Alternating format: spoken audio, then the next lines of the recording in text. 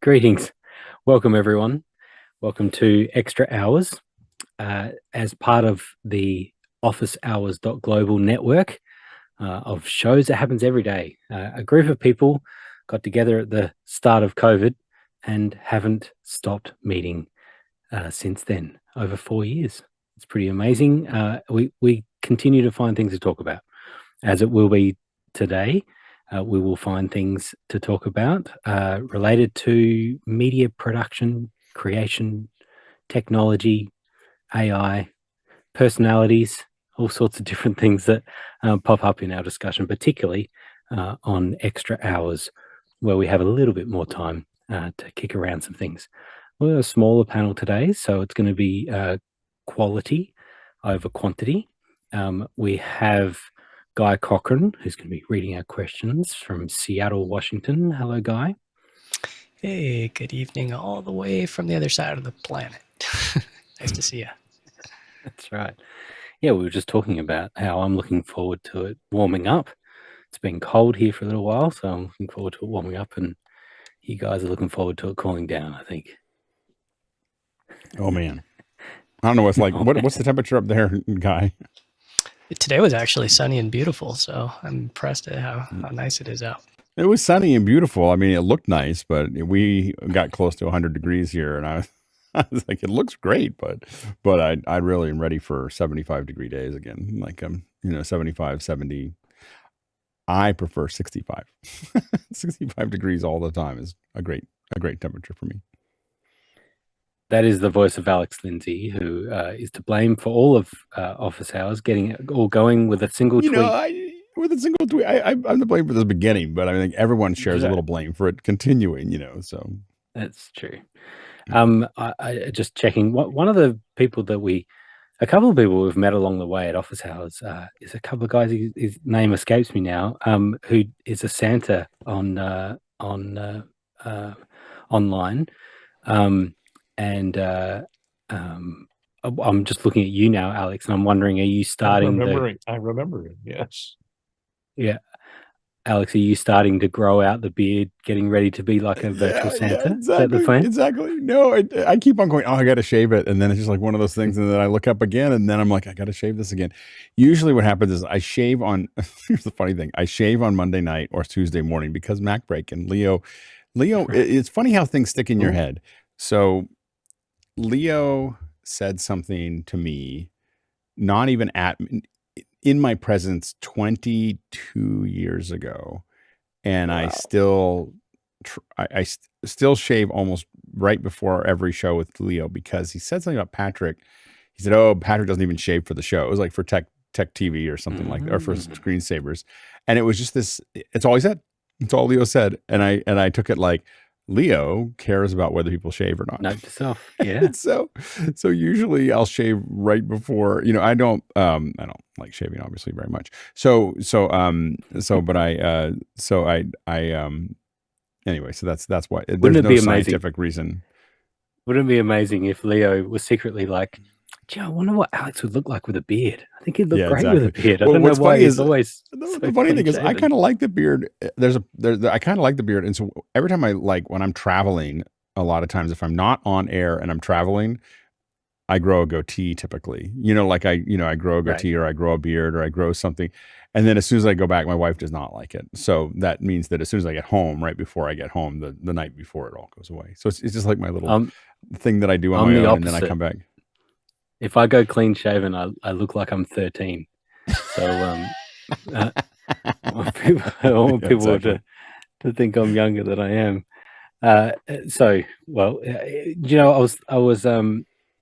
It's interesting to see. We've talked about it a little bit on Office Hours in general, but the iteration of the Twit network, and now with Leo at home and in the attic and that setup. I think it's really cool. I think it's working really well. Mac break was really cool, and I'm liking it. I think that I think Leo's gonna find that he should have probably done that a little earlier. Like of getting going remote. I think that it was, but the reality is that a lot of the technologies weren't ready to go that far. The Skypeosaurus, I guess, was early enough on that it could have been done in that realm. But I think that it was doing it in a studio, I think there was a progression where a lot of that technology would have been hard to do without, because Zoom in 2012 was pretty rough, and Skype was working, but Scott was okay. Microsoft already owned it, was slowly killing it. Like not like a fast guillotine kind of thing. It was just a slow, it was just like it was like dripping a little bit of arsenic into Skype's coffee every morning for like a decade. It was just the worst killing of a product ever, because it just by the time it was done, you were like, I never want to see that product again. And it was perfect. Like it was the perfect product 12 years ago or 14 years ago, right before they bought it. I mean, they kept pulling stuff out and putting it into Teams, but Well, not or updating Zoom. That's right. Yeah. But not updating Skype. Yeah, right. Well, or they just kept on moving everything and changing everything inside of it, and the real problem was when they required Microsoft logins. The Microsoft login is such a disaster that you can't like when they say, "Oh, hey, we're going to do a conference in Teams," you're like, "Oh no." Like I won't go because I'm afraid my email will get tied up, my Microsoft login will get tied up with the event. And then I'm like, oh, then all hell breaks loose. Excuse my language, but it's just a complete mess. And so that's what really did it in, I think. And we just had so much trouble, and it was so smooth. And the most incredible thing about Skype back in the day, back when we were, back in the good old days when we had fast, Skype would just look at your internet and go, you have this much internet, I will take half. I swear it would just take half of whatever you had. And so if you had 1 meg, it would take 500K. But if you had 100 meg, it really did look like it was taking 50. Like it was, and it looked perfect. Like when you turned on Skype and you had like a 40 meg connection or 20 meg connection, it was crystal clear, for anything that you were pushing through it. And you were kind of like, I don't even know why we use LTN and the switch and other things like that when we have Skype. But it didn't take very long for Microsoft to pummel that into something much less fun. There was lots of ways of being able to you got a clean raster out really easily as well. Like you could do that, and it was easy to get in. But just recently, I still use Skype actually. Not that I really ever log into it, but I use it for a phone number. Like I use it for the Skype out number, and then it still forwards off to other numbers that I need, and it does voicemail and stuff, and it still does that great. And I had a new need to do that and wanted to do text messaging. And so I was like, oh, maybe Skype's still a good way to do it. It's still kind of cheap. So just a couple of weeks ago, I set up a new account. I'm like, this is great. This is all working really well. I want to be able to text message people from this number.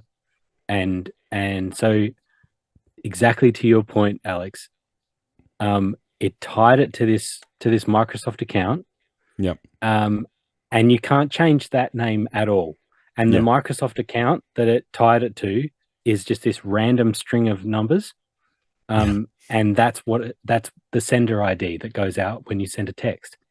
So if it couldn't look more like spam if you tried, because it's coming from this 20 random digits, like this random thing, and there's no way of changing it, and you can't change your ID. I just had to light it on fire. It was it. I couldn't use it at all. It drives me nuts every time. Every time Windows updates now, it tries to I have local accounts on all my machines because I got 30 different machines. I don't want them signed into my account, my Microsoft account, because some of them would end up on set in extras hands, and I don't want them logging into my email. So I had everything on local, but it's getting harder and harder and harder to turn off that, forcing you into, you have to enter a Microsoft ID, otherwise you cannot start Windows. And every time it does a feature update, it forces that startup thing that traps you into you have to enter your ID to sign in, and even though it's a local account to begin with, Courtney, I didn't introduce you, but that's the voice of Courtney Gooden in Hollywood, California, and it's a good point that you're raising. And what's interesting to me, Courtney, is that you're a pro, you're a Windows pro, you're very Windows and Android type guy. That's the way you lean. And what's interesting, at the start of our show today, here you are sharing some negativity about what's going on with Windows and Microsoft, and that you can't do local accounts. Because do you know what? On a Mac, you can do a local account very happily. You don't Well, I have had to that sign into same the Apple problem with ID. iOS though, because it required iOS. I'd have to, set up a bunch of iPads on the set for some Activation TV and show. stuff. Yes. And Yep. there was no way to send the graphics that the graphics department had prepared to all the iPads without having my account open so I could share the Right. videos over it. Yeah. And so that drove me nuts too. I had to open up a special account. Google Do you, Docs. do you know? That's the I've funny been thing is that's how we do it when we do it to an iPad that Google we've signed Docs out of didn't everything. exist back then, but Okay, yeah. But with iPads that we have, we just have a Google Doc and we build a shortener for it that is super, like this show, whatever, that you can just type it in and it just, the one That's thing all I've your gotten, links. one thing I've gotten really addicted to is building, like buying URLs. Like I buy them like chiclets, like, because you saw like the ask officehours.global. I do all of these ask ones and I do all this other stuff. And there's shorteners, but I'm kind of like, hey, if I'm doing a product, I'm doing a project and the project's $80,000. Why don't I just spend $35 on a URL? It's just like, and it's such a great experience for the client. They have this URL that is customized to them, and it's such a small part of the budget to just do this thing. And then later that year or whatever, I can turn it off or not, or do you let whatever, them lapse or do you have to renew them? I usually let them lapse, but yeah. I'll if they want them, I'll hand them over. It doesn't matter, it's just part of the slush budget, of something. If you have $80,000, there's some wow and flutter in the budget, and it's anywhere from $7 to $35 that it costs me to. I rarely spend more than, if it's more than $35. Like you'll type some random one in that should be fine, and it's like $800, and you're like, I don't know what the combination of that means, but anyway, it is such a great. Again, it's just such a great experience, to have a customized URL, and it's so much better than these URL shorteners. And I'm amazed that people don't do that more often. Nowadays, it was one thing when it was .com and .net and .edu, but there are 1,000 like suffixes now. So you just make it whatever you want to make it, something that looks reasonable. But what's key is people see that URL and they can immediately type it in. When we say askofficehours.global, it's not something you have to, you don't have to think about it. You can hear it and just type it in. Where do you buy all these, Alex? I'm curious. Who hosts Hover? Yeah. Okay, yeah, that's the place. It's it's easy, like for the Q&A, because we do it for all the Q&As that we do, and it takes like 10 minutes because I buy it. I'll tell Chris I've got it. He sends me a name server address inside of Cloudflare.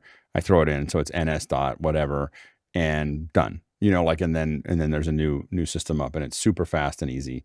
But yeah, I use Hover I have hundreds. You gave up on GoDaddy? Down with GoDaddy. Down with GoDaddy. I have a few left like GoDaddy. I so dislike GoDaddy. They just make me angry thinking about them. I did have some GoDaddies for a while, and it's just hard to extract one from them. I've got a couple left really in GoDaddy that I'm trying to get them. They're locked. You gotta unlock them. Yeah, and what's cool is Hover will do that for free, obviously, because they want your business, and so you can get a concierge service where they'll help you move things over. And so I have one that's in Network Solutions. Network Solutions. I have like one or two left in Network Solutions and one or two left in GoDaddy that I'm trying to get out. And my goal is by the end of the year, they'll all be in Hover, and then it'll all be fine. I had a bunch in Google, and then they sold them to Squarespace. I'm like, I thought I was safe with Google. Yeah, Squarespace I used to have to every time you do a TV show or a television commercial, which I used to do tons of, and they would have a .com. I'd have to, if we show a browser, it has to have a URL of the URL in the browser, and so I'd have to buy the domain and clear it through legal and register it so that nobody could set up a phantom website as soon as they saw that first commercial or that TV show and take it over. So so I had tons of, I had findatune.com.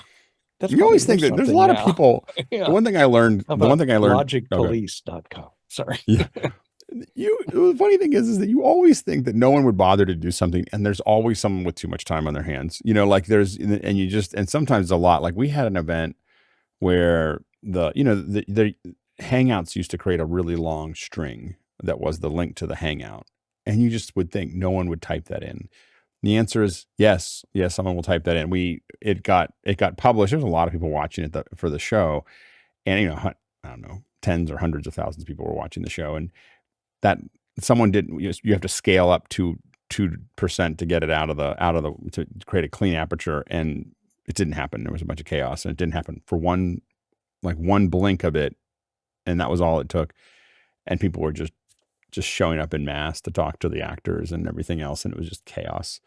And yeah, it was a mess. And it was just like a long string in image. Like back then there was no way to like easily select it. Someone actually screen captured it and then went there and typed each thing in to get into the Hangout. And that's why we gate everything. OCR, you know, that exists. Yeah, but I mean, it was just, but it all has to happen very fast. But it all has to happen very fast in 2012. You know, like it's not, and it was, but it was, I you know, and I saw it. I was working on another project, and I saw it pop up, and I was like, oh, that's gonna be a problem. But I was like, how big of a problem? It'll be a couple people. No, it was hundreds of people doing it. You know, you were just like, oh man. So. So today's show brought to you by hover.com. If you go to hover.com/extra hours. No. If you're listening, if you're at Hover, and we love you, we would love to have you sponsor the show. No, yeah. See, that's the best part. The best part of not having any sponsors is that we talk about the things that we like to talk about, and no one feels like we're. So the answer is no. Nobody gets. I use Crazy Domains. Crazy Domains is the one that I use, and it's good because it does a whole bunch of Australian domains as well and stuff, and so that works well for me. But I use it with rebrandly.com. So to your point, Alex, it's a URL shortener for custom domains. So you bring your custom domain there. You can do the top level, or you can do a subdomain, and so you can create a subdomain like Go or Link or Zoom. That's what I've got. You know, Zoom at clientname.com, and then now I have, you know, whatever string I want at the end, and everything we send out is always behind a Rebrandly link, because we can easily change it. You know, you can change the destination easily if, you know, something changes, and you can track it. And you can do some really cool stuff. In fact, you can also do some cool things with URL parameters. And so if you have in your URL destination, you have URL parameters, you know, so there's, you know, something question mark something and something, you have a few. You can also add more parameters in your URL shortener. So which works really well. So you might already have some in the destination, and you want to add another one, then you can customize the link and have that passed on to the destination. So all of those sorts of things are really powerful. I think about this all the time because I think about friction all the time. You know, like it's just something that I've become obsessed with. And, you know, I was talking to someone about, it was funny. I was talking to someone about about Mukana, and they were like, "So it's a question system?" And I was like, "Yeah." And they work at a bank, and they were like, "Is it like Slido?" I said, "Yeah, but you can just hit a thing and just jump right into it." And he's like, "Oh, good." He's like, "I hate Slido." Like then there was like this 10-minute thing about how much he hated Slido, and he's just like, "You have to download this app, and why would I keep it?" And then they want to ask you all these things, and it's dorky, and he just went off on it. And I just realized that there's a lot of friction there, and I said, how many people in your organization do you think don't ask a question because they have to do anything, you know? And he's like, oh, it's probably 99%. like 99% of us just won't bother because, you know, as soon as we see you need to download an app, we were like, no, thank you. So it's a really interesting puzzle. But I think about that again, because when some of the events that we use Mukana for, which is just a QR code, we have a version of it that's a QR code that goes straight to whatever. It's like a third of the audience, you know, asking a question. It's a really high number, you know, when you get the friction down, you know, like and make it easy to do. Totally agree. And really that was the Obvio journey as well, is that we wanted people to be able to join a Zoom meeting, but control who they were, control the security of it, but not have them have to enter any passwords or anything. Yeah. So by sending everyone a unique link, a magic link. They click that, they get to a dashboard, they click Zoom, and they're in. And so while Zoom events, while Zoom events continues to have the requirement for logging in, it's good for Obvio, right? Yeah. Because it kind of adds that extra friction, particularly when I remember registering for Zoom, Zoomtopia, and not to throw shade on them. The platform, Zoom Events, is a solid platform. We just have an aversion to that friction. So if I have to be logged in to register, and then I've got to log into the local app, and actually that kind of happened twice. There's all this extra, processes of logging in that we just wanted to avoid. And in some cases, it's like you go to other conferences, not necessarily Zoom or a Zoom platform, and you go to other conferences, and the problem is it gets driven by sales. So sales gets into this thing like the reason this conference exists is for lead generation, and we have to get all the leads we possibly can. And so they put these, they practically ask for your social security number on, to get into the conference. And I don't know what the general behavior is. All I know is I get to that page and I start filling it out. And I'm like, every line is like, how much do I really care about this conference? And 90%, 95% of the time before I get to the bottom, I just close the window. Like, this is too much, especially as they add more things to the, what it is. And that's why it's not just that I worry about whether people can get in and ask the questions or whatever. You have to fight with me to put another line in there, like another line to put in the questionnaire. Like it everything has to be like this super fluid, just boom, boom, boom, or it doesn't. And if I feel like that's so critical to getting content. And then at the tail end, you can ask for people's information. And then you get only the people that care. Like then you've already filtered them, and you're just getting the ones that matter, not everybody who's giving you dumb email at dumbemail.com or some I have I don't know. I have like 5 or 6 trash emails that I'll give you you can always tell if I don't like it because it's like junkolajim at this or whatever. And I've got all the, I have junkola. I don't care about you.com. Yeah. Exactly. I don't want your email.com. Yeah, exactly. Yeah, very good. All right, we should get to some questions. Say hello to a couple of people. We've got Justin and David and Tamara in the chat making a few comments. I saw Justin was saying we were talking about Mac OS. But do you get floating balloons on Mac OS? Oh my gosh. Well, I have gotten very good if I'm talking to someone, if it happens and they go, oh, what happened? I'm like, it's every app. You got to go to the green movie thing in your menu, and when that app is opened, you have to go down and turn it all off, and then they I will say, by the way, that window is the blur control, which I hadn't seen until recently. I thought is the best solution for blur in the back, someone's background blur that I've ever seen. Not just turning it on and having it be super blurry, but there's this, you can scroll it up and down, subtle, which is, isn't it? It's super good. It's super good. Yeah. Yeah, they have done pretty well with that. Cool. All right, let's get to the first question, Guy. First one's coming in from our friend Tlaloc Lopez Waterman in Boston, Massachusetts. Watermelon. This is what happens. This is what happens at the end of the day. This is what happens at the end of the day versus the beginning of the day. We're all a little. What's that? Squishy. Waterman plus Boston. I don't know. There's something there. Yeah. Right. What could we as a community do to help those affected by Helene? Something tech centric? And he's got a question mark there on that one. Yeah, Alex. I know that Aaron Huselage, I think, is doing some work there now. He's in North Carolina, and he's doing some tech work of distributing things. I think they're doing some stuff with Starlink. They're doing some stuff with other, outreach. And so I think some of that's happening right now. But, I think there'll be things that need to be done in the future. I don't know what they need from us right now. A lot of times, there's a lot of triage going on at the moment. And unfortunately for Florida, they're about to get hit again by potentially even a bigger storm than the one that just went through. So it could be chaotic all through that southern region.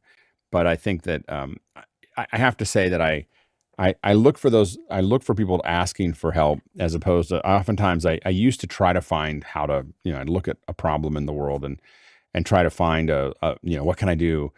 And there's this temptation to do that. I have to admit, when you work in Africa or India or some of the other places, that there are so many things going wrong. You start to pull your elbows in and go, what can I do in the vertical that I have over the long period of time? And there are some people who are really good at managing that triage, and some people that's their mission. And I kind of started looking at, like, what is my mission?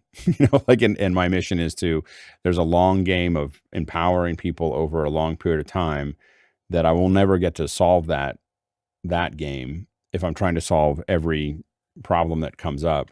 And so I've become less, other than giving some money, which I have, to some of the organizations that are working on there, I've kind of stopped looking at how do I apply, unless I can really see a solution that really matches 100% with what I'm doing into something like that. I've stopped kind of reaching out in that. Maybe that's not a good thing, but I've just felt like at some point I had to conserve energy because, like, for instance, again, in some places that I've worked in the world, there's no bottom to that. There's no bottom to that hole, of need. There's nowhere to go there, and you have to figure out, what am I good at, and what can I actually make a difference? Where can I actually make a difference in the long term? And knowing that there are other people that are handling some of the stuff in the short term, or that they, but if you try to handle every short term problem, oftentimes you don't get to the long term, systemic issues. Like for me, empowering people with the ability to tell their own stories, to communicate with other people, to show what their world looks like. That's what I can help with, and I can't help with. I don't know if I won't get to that if I try to solve a bunch of other problems in the middle.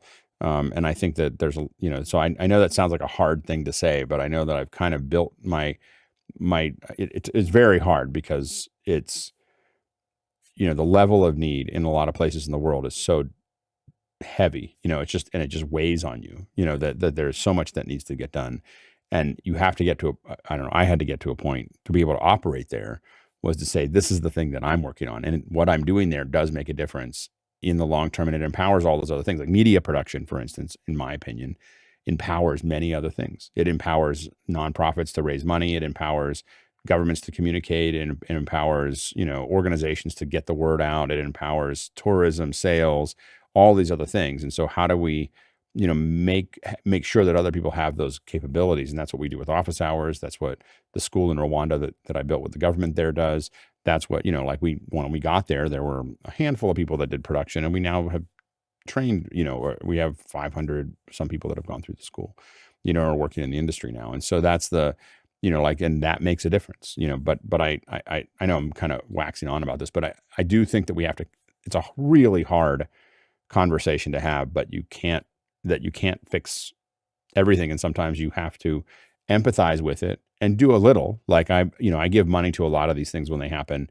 Just here's some, here's a little bit of, because I know that adds up really quickly. Like if everyone does that, a little bit of that for something specific, then those organizations have the ability to do it. I don't know what else, to do, unless someone's there, like Aaron, who is doing something. Guy? Yeah, it reminds me of here locally, we had a food bank where we were donating a check, and we had all the employees there. We're handing over the check, and as I was handing it over, I was just like, dude, this is just money. Like what can we do with our talents rather than just money? Because there's Boeings here and Microsoft, and they'll make my little donation look like, pittance compared to what they throw down. But we were able to do some videos, and those got shown at these big ballroom events with all the senators and the mayors, and they raised hundreds of thousands of dollars. So I like what Alex was saying. I think it was on Sunday about, we have a platform here. Basically, it's like a stage, where it's like, we don't have a big, Las Vegas convention center in the desert, but we do have a platform that we could say, hey, step onto our platform. So you get a couple influencers. Like if we had a third hour just using our existing infrastructure and just said, hey, come and use our platform, get Aaron and get, 5 influencers from the state around the world, and then just go ahead and put up the, donate. So I donated to his Operation Connect Carolina. This is Aaron's organization, and they're throwing down these $5,000 communication devices. Here's a picture of Aaron. If you go on their Facebook, I don't have it connected on this machine right now, but they show what's inside of those boxes, and they're pretty cool. They're Starlink boxes with 5G. But yeah, I think us as a community, if there's something we could learn from this event, is be prepared, because obviously there's going to be natural disasters every year. We're going to get something, but it would be really cool to have a virtual stage that we could just say, come on, you got Zoom, you got a good webcam, or we'll send you a kit, and just step onto our stage, and it's not going to cost you $1. That's such a great point. And if there's somebody watching, or if Aaron, you're watching or whatever, I mean, if people wanted to do, like, it could be one of those things where it's a Q&A. A lot of times, if you it could be something where, different people, maybe from FEMA, maybe from the local organizations, maybe those of just saying, hey, we're going to do a broadcast every day or every week to answer people's questions about what can they do right now. That could be something that we could do, to your point, that would be something that's well within our ability. I hadn't really thought of that until you mentioned it, but I think that making what we do available, I think that could be totally doable tomorrow, like that we could make that available. So we'll see if that's something we can make happen. And it could be something that happens once a week or once a month, that people have a place where they can go, and there's some government officials and there's some people from the organization in a panel like what we have, and we show them how to use it, and questions bubble up, and they answer as many, if they're willing to do that. Sometimes the questions are hard to answer. Well, we saw what the attorneys and the judges did the other day with that. Yeah. I don't know how much time was spent on prepping those guys, but I mean, they're used to doing some of this at a 60% level, but to be able to get them to that next level, it doesn't cost us a dime. I mean, it's just our time. Yeah. We already got the platform. So yeah, I think we're onto 100%. something. Yeah. Courtney? Yeah, that's kind of what I was going to suggest. The problem is with a hurricane is one of the main problems they have, besides their homes being devastated by rising water or lack of electricity, is lack of communications. And so they may not have the ability to communicate that well. But I was thinking maybe they do this on Facebook. I'm not a Facebook person, but setting up a site to serve an area, or setting up multiple sites with links to different areas, so that people needing help in a specific area could go to a link to that area, and then that way people could post, I'm nearby and available and can help out clearing debris or water mitigation, help with cleanup or preparation for the next hurricane, which is Milton, which is heading in as a Category 5 right now out in the Gulf, and heading toward Florida, right in the middle of Florida. So, they're getting a double whammy over there in Central Florida, and they're just now starting to clean up from Helene. Now they're getting hit with another one. So a central point of communications, where kind of like a bulletin board, you would see those in disaster areas. They'd put up a bulletin board. If somebody's missing, they'd put up, have you seen this person? Put up a picture of them. We can do that for any missing persons, or just set up a website to help service that area, where people could gather and look for any news, or people setting up GoFundMe's or help in physical help in a specific area. Sometimes it's I was going to say that I lost it. There was something that Courtney was talking about that I was really excited about, and then Aaron pinged me. He's watching. Hi, Aaron. And Aaron, he's like, that sounds like a great idea. So we're going to see where this conversation percolates. I really appreciate the perspective that you've all shared, because there is something, and we've spoken about this before on Extra House, I think, actually, and Alex, we were talking about how it was that you got to be involved in Rwanda. There was something that I heard recently, and that was about needing to carefully curate your circle of concern. And this is a controversial topic, in the sense that idea that it was, to your point, Alex, that the more that circle is a huge area of concern and brings in the whole world, the more overwhelming that becomes.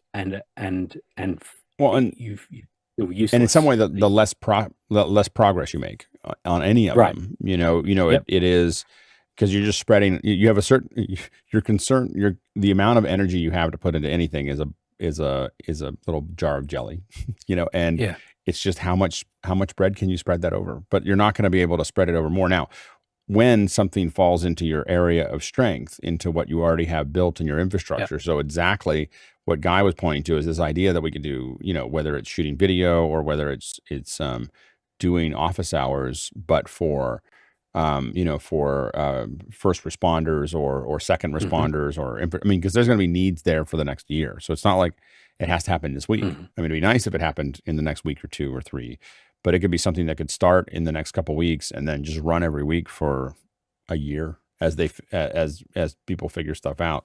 So that's something but that's, again, this is what I tend to think of as inverting value, like in the sense that you have something that's not very expensive to you that can make a huge difference for someone else. And then they have something if you're doing it for business, they have something of value to you that isn't very valuable to them.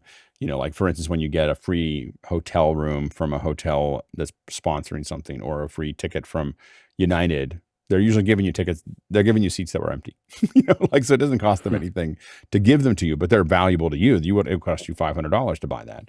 And you're giving them some video or some PR or something, which is valuable to them, but it's paper for you, and so the finding ways that you can invert that value in business is really useful. And in the same way, in this case, we're not trying to get something back other than karma, or the feeling that we made a difference, so then but if we can find something that, again, there's all kinds of value to us to show this platform is more than just talking about video. It can be used when I say this platform, but the video platform that we've built to have this conversation, that and the style in which we built it, there's a huge value for us to use it in a format that's not just AV, and I think that has an incredible amount of value to us. Well, it's also the connections that we've made in this community. Our friend Keenan Campbell is formerly emergency management personnel in Illinois, and he's got a degree in emergency management, and so bringing in somebody like him on a third hour with Aaron, with a couple other people, and talking about just the technology that we take for granted. Like we don't realize some of this stuff that we know how to do. Like Keenan was showing me how he uses Dashmaster 2K. I use it for Grant, we used it in that one production with the, but yeah, using it for emergency management, you could throw up like the weather maps. You could show up where the first responders are. They had some guys with live views that they would plug it in. So then there was a 4-up, and now they can click on whichever video they wanted to take full screen. So just little tips like that, like, hey, here's Dashmaster. If you don't want to pay for it, just use ours. We already have it. Just, it doesn't cost us anything more. We already paid for it. Just boom, here's your display to put on a 70-inch so that everybody on the boots on the ground can see what's going on and take whatever they want full screen. I think of those things all the time. It's been 4 years of office hours of all those things that we heard that we'd never thought of using that tech that in that way. I mean, like when I was messing around with breakout rooms and we all were like, oh, hang on, we can use breakout rooms as stages and we can use them as green rooms. And, we started thinking of it in a different way. In the same way, I think I heard recently about the drones, using drones in emergency situations, sending them up and feeding them into a Zoom meeting. And now there's all these first responders who are looking at live images, like very low latency images. Without a lot of infrastructure. They don't have to figure out a new app, or no one has to build anything. No. It's just, you just throw it in there. Yeah. No. Yeah. And I think that's a really good example of something that's like, oh, I didn't even think that was a possibility. And having, the infrastructure that we have and the network that we have and the knowledge that we have to be able to share that sort of thing. Another great example is the use of satellite messaging now on particularly on iPhones. Right. It's really available, and many people firstly don't even know that that's available, and secondly, how to enable it.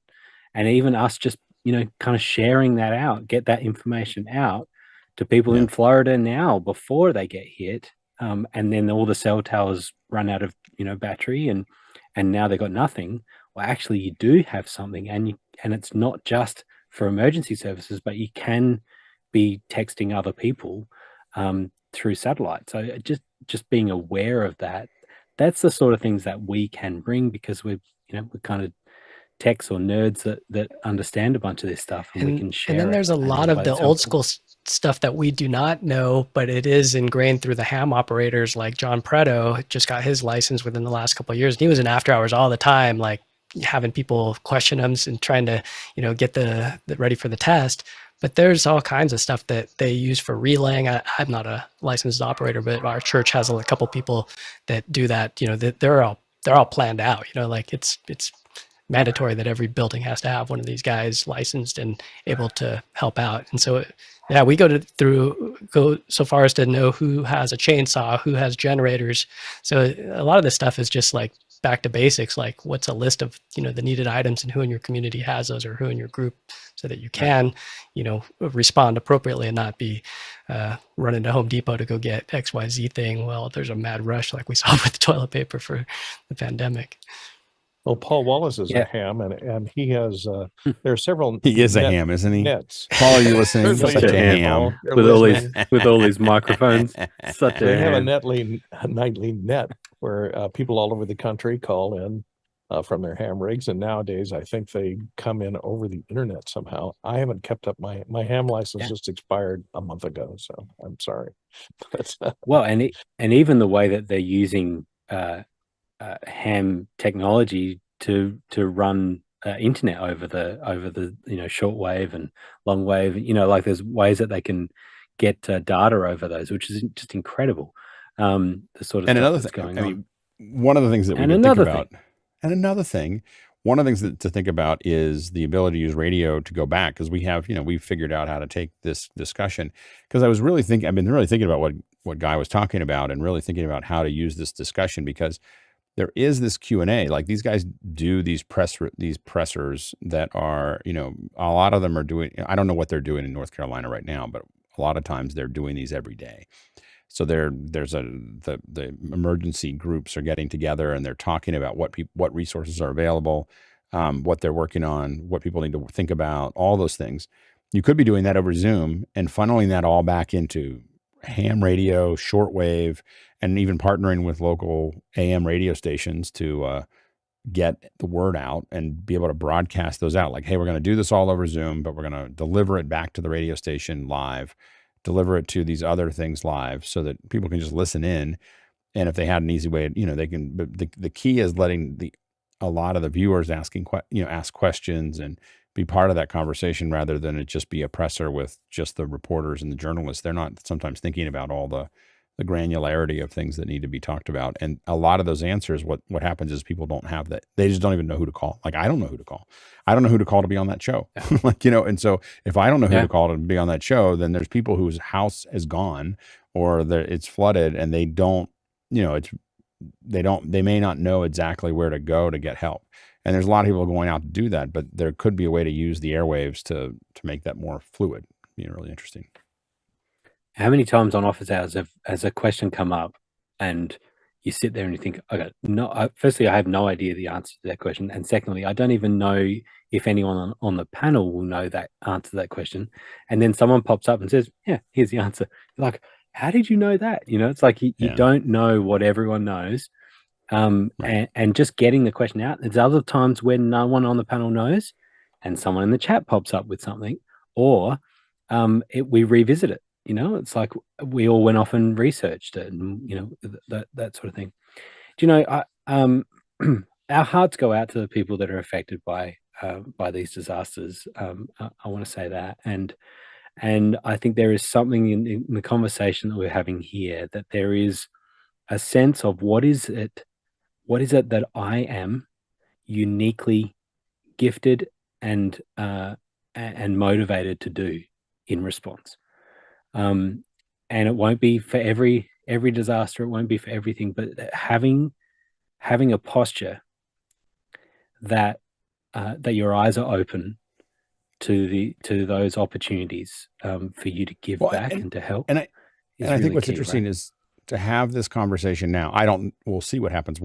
what I'm saying is for people who are listening, including Aaron, who's listening right now, I know, that we're open to figuring out how we use this platform or how we use what we've learned to help in North Carolina. Yeah. So if someone hears this and wants to put us in touch with folks, we're happy to experiment with figuring out what that would look like.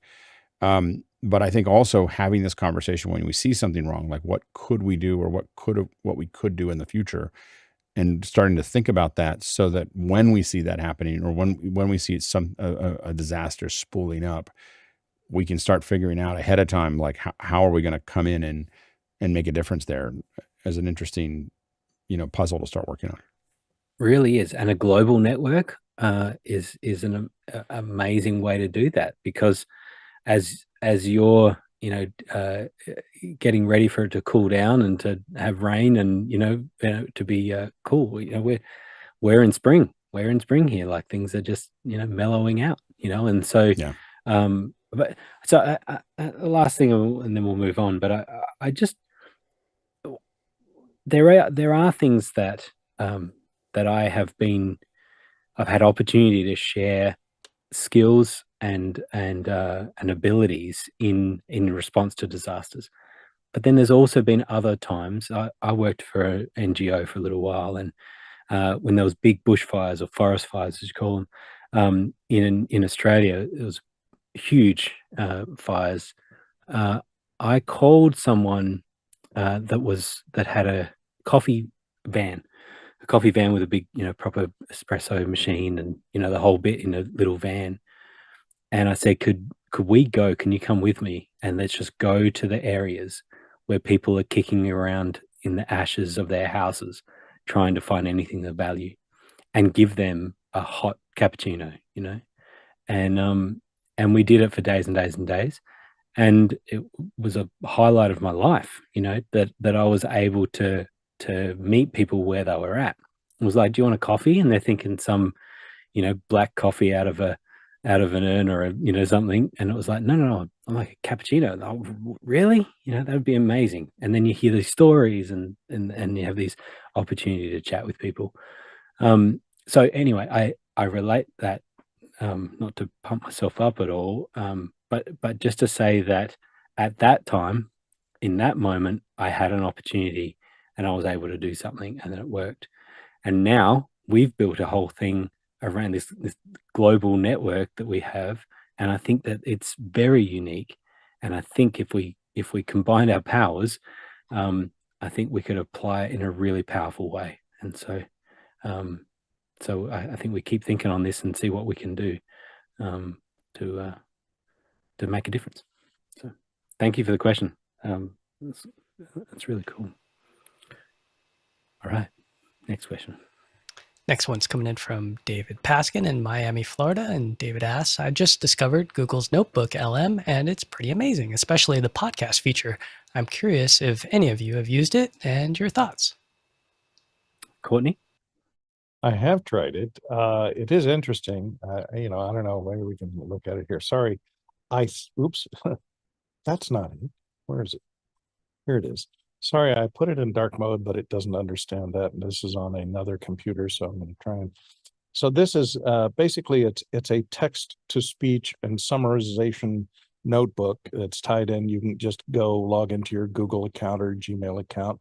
Then you can select on the left over here several sources of information. You can use PDFs or text files, highlight them and select them, and then you go down to this part down here. Sorry, mail's here, with a notebook guide, and that pops up this thing here. I already hit go ahead and convert this to an audio overview. Ever feel like you're just drowning in information? Can you guys hear that? Tell me about it. We're talking research papers, articles, Yeah. like even a whole shelf of books on one topic. Hmm. And you just need to like get a handle on it all. It's a struggle. Yeah. And there's got to be a better way. Oh, there definitely is. Well, that's what we're diving into today. Okay. Nope. So that's a little taste It's of the back and forth mind-blowing, isn't it? podcast format, that the people sound completely real. Now, I think they only have two voices. I don't think they let you enter your own voice for that podcast, and it'll just take whatever you put over there. It'll summarize it. It'll write the dialogue. Let the voice performers perform it, live in a podcast format, which I think you can download as an MP3 or something, so that you could listen to it in your car or something as you're going along. If you want to learn more about, any topic that is dry and hard to listen to and have to people putter back and forth about it, at least audio wise. Yeah, what a great way to study. I mean, I was wishing that I had that back in college when I first tried it. I was like, man, this would be perfect because I fed it a PDF and it just started podcasting to people just like that, bouncing back and forth. And I was just thinking of my son. He's in college, just started. And so I was like, I need to share this with him because as he's driving along, he could be studying, or before he's going to sleep, he could be listening to this banter of a 10-pager that he didn't want to read, but this makes it much more interesting. So I'm excited. I mean, all this AI and large language models is just blowing my mind. It's something else. Yeah, Alex.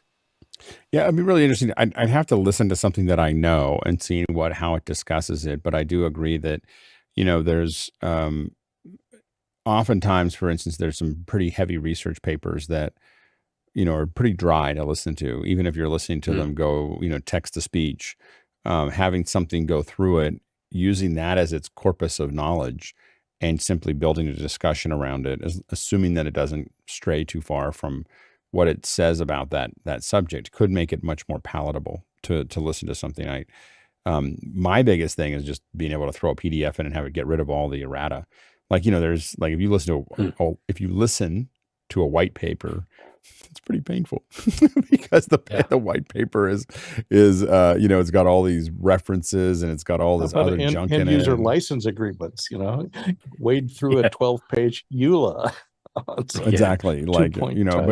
But being able to interrogate, I've had a couple opportunities where you're able to throw something in, throw a bunch of data into it, a couple of books or 50 books or whatever, and it will then uses, what do they say about this? What do they say about this? And it responds, but because it used that as its model, it can tell you exactly where it's referring to. Like, and say, I like, this is all the things this is what this person would say or the author would say, and here are the 5 different places you can go to check my work, kind of thing. And you can have it that makes summarized. researching really fun. Right. You can have it summarized or just give me the highlights or explain more about this, and it can handle all that. And I think we're not very far away from completely generated video podcasts, because if you couple this with, Microsoft's research, VASA, like giving you back information you already put in. Yeah, but would you really want to watch it? Using that information, The connection. to come up with new ideas. Exactly. Things you would. Yeah. They're I not moving. Yeah. I don't know the old one playing. I mean, we have a show here that we provide as video because sometimes we show examples, but most of the time with office hours, I am listening to office hours. If I'm not on office hours, I'm listening to office hours and I'm walking around. And if someone says, oh, I'm going to show you something or look at this, then I look over. It's usually playing on some window somewhere and I look over, but outside of that, I'm not watching it. And I don't know how many people watch office hours. But I'd be really interested in, we should start polling. I was going to say, you can poll the people watching now that are in the chat. How many are actually I'm working on watching? I'm warning everybody. Poll is coming. Here we go. You just need to. Poll is coming. Talk about Slido. Oh. Yeah, but what I was trying to show was this this tool. Yeah, they have not released it yet. But let's see if I can see it, if you can hear it. Wow. For because it's about challenging yourself with something you're not quite familiar with. For example, I really like yoga, for example, and I like listening to everything about yoga, So you can see the accuracy, and that's just taking a single still of any person's face, including, those are all artificial people. They're not real. And putting an audio file in it. So you couple that audio file that Notebook LM just generated, and it will generate that talking face in real time, 170 millisecond latency. And it derives all the emotion, all the facial reaction from the emotions derived from the sound in the file that you enter into it.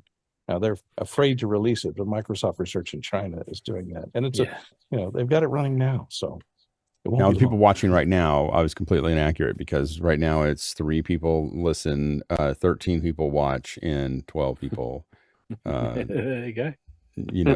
mostly listen but watch occasionally. So, do you know what it is? Do you know what it is, Alex? It's the beards. I think they just can't get enough of seeing our beards. Beards, yeah, exactly. Do you know, one of the things I think about with all of this is the context of who it's coming from. And the example of this is how much has happened to people that get in disrepute. You think of comedians, and you can fill in the blank of a comedian who was amazing for many years, and you loved them, and you watched everything, and you laughed and thought they were amazing.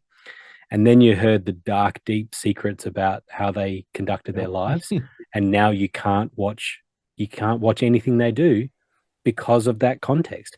Has it changed how funny they are? No. Has it changed, that content? No. But it's changed the way that you listen to it.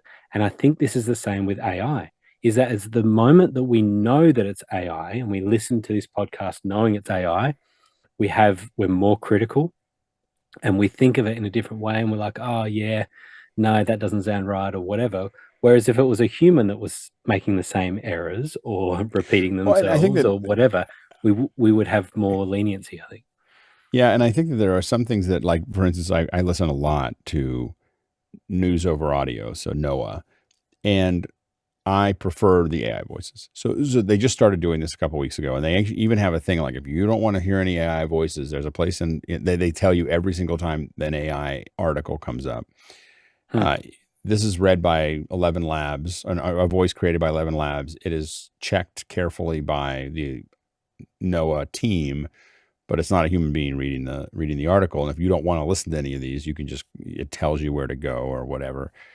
But I listen to everything at 2x, and it's much easier to listen to an AI voice than a human voice because it has less idiosyncrasies, and the diction is slightly better. So at speed, I can't listen to anybody read an article at 1x. I mean, that's not really doable for me. Like I literally get narcolepsy. Like when I listen to someone. Do you need us all to speed up a little bit when we're No, I don't. It's not a problem with conversation. It's a problem when someone's reading a book, when it's just information. And the problem is that I spend I will think of like 8 other thoughts between every word, and I can't concentrate on what they're saying unless it's coming in fast enough, and so I at 2x, it like saturates my system. And so I can do something menial, like clean my pool or work on something or whatever, and just suck up the information. And it is very, very comfortable.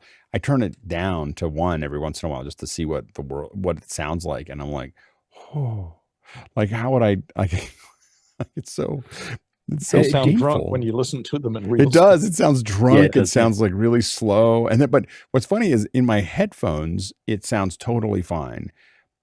I am conscious to how fast I'm listening to the text when it runs in speaker. Like if my headphones suddenly disconnect and it runs in speaker, and my family looks at me like, "What are you listening to?" It's like garbage, like gibberish. Like to them, it sounds like gibberish, but my brain has gotten used to. And when I see Harshid or others, when you see Laura, her reader running, you realize that I'm still at half speed because their readers are running at 4x, and it's just I can't even I can't process what they're listening to. So I kind of look at it.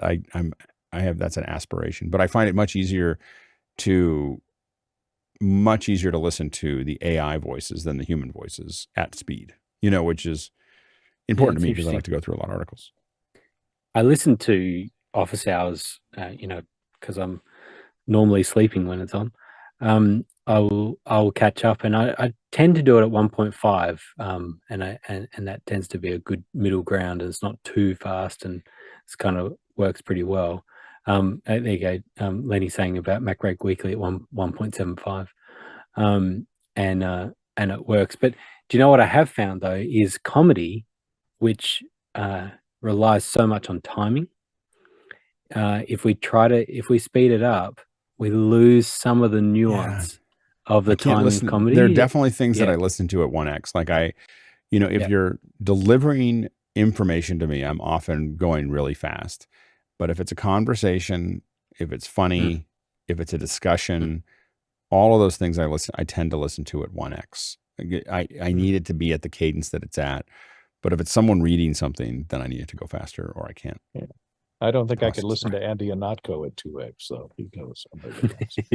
Yes. Yes, exactly. That's true. All right, next question. Next one's coming in from Rajan Shandil in Los Angeles, California. And he says, is there a breakdown of the workflow for extra hours? It looks so clean and sounds great too. Yeah, it's really interesting. It is. I don't know if we have a breakdown right now. We're going to do an update soon of telling people where we're at with it on office hours. One of the things we noticed is we're streaming it we're streaming it as 4K, and we did after last week. So last week I was, same as this week. If you want to look at the difference between the morning show and extra hours, the office hours and extra hours, I'm on both shows today. I was on both shows last time. In fact, I'm wearing the same shirt. So my frame looks. Is your beard slightly longer? Like, is it slightly, like 5 o'clock slightly. shadow? It is. It's like a 5 o'clock shadow on top of 4 or 5 other 5 o'clock shadows. So there's a little bit of change there. But the beard is probably actually useful to look at the clarity of the image. So, but if you take our evening show and then you take the morning show and you compare the two of them together, you are going to, I'm going to guess that you're going to notice that the evening show looks significantly clearer, measurably clearer. And we did some research on it. We asked some people in the know, and it is, if you do anything over 1080p, you're going to get into a different pipeline in YouTube, and it's going to be a clearer image. And so, but it's still a 1080p source. What I'm sending to Vector and what we're sending to our system in Michigan, in John's system, are both 1080p signals, and we're simply scaling it up. So we are looking at right now doing the same thing where we scale up office hours to 4K based on that knowledge. That's not quite right. With this in that the raster of in Vector is 4K. So we're doing a side by side now, which is pretty close to two 1080p right, images. But I'm saying that when you see us I was comparing full screen. When we're full screen. Okay, full screen, yes. Yeah. Scaled up, it should not look sharper, but it does. So it is, so we've learned that delivering does that. It does sharpen though. Well, but I'm saying there's more detail there. Like there is like, more detail in the skin and other things that are there. It feels sharper, and it not only feels sharper, but it is sharper.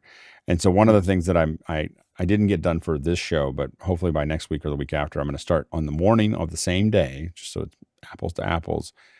I'm going to post in my switcher, I'm just going to put up a focus chart. Like here's a resolution chart. Throw that up in the morning, and we'll throw it up in extra hours, and we'll just take a look. Like, what is it? What are we seeing that's different? Pair a couple different images that we show. Is John's ATEM and 8K? Yeah, no, it's capable. We're capable of making the pipeline 4K. So we could totally do the same thing. And then we could make that one HDR, and eventually this one HDR. I mean, that's the goal, is to to go shock and awe. And again, people give me a hard time about that, but here's a good example. No one thinks you need 4K, but 4K does look better, when we're streaming it. And what will happen is, like, I have on my iPhone, if you edit, deliver in TikTok, I've noticed, and I don't know whether they're testing this because it happened for a while and then it stopped happening, but for a while TikTok was doing HDR, and it would suddenly, you'd hit it and suddenly it would get super bright. And it would look really, it pop out and it would look really amazing. And then everyone after that looked like mud, and then it would, like 10 or 15 after that, you'd start getting used to it being mud again. And then another one would come up and it was like super bright and it made everything else look like mud. And so I think that what will happen is, if you're watching office hours on your iPhone or your iPad or a laptop or whatever that can support it, suddenly you'll start seeing office hours in this really, rich environment. And we have found that we can take Zoom and stretch that 8-bit to, it does look a little, what you'll notice when we stretch it is that blurred things, gradients, so on and so forth, will have some banding in it. But things with a lot of detail, it'll look like you've got more range than you have. But we've definitely stretched like 8K games, MP4s of games, to HDR, and they look amazing. So it still can be done. But the goal, of course, somewhere in the future is to do a dual system where we're at the lowest latency we can be at whatever resolution makes sense. And then we're delivering a 10-bit 4K signal to, as a pipeline, but that's probably 2025 or 2026.